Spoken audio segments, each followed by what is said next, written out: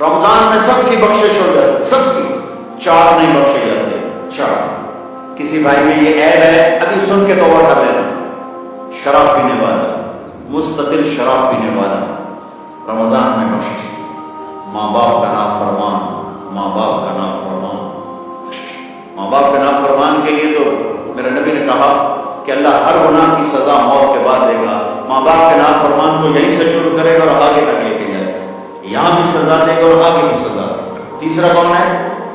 رشتہ داروں سے لڑنے والا، کبھی بھائی سے لڑا، کبھی بہن سے لڑا، کبھی خالہ سے، کبھی چاچے سے، کبھی مامے سے، کبھی تائے سے، کبھی پھوپھے سے، قریبی رشتوں سے لڑنے والا اور تعلق توڑنے والا، اس کی بخشش نہیں۔ چوتھا کون ہے؟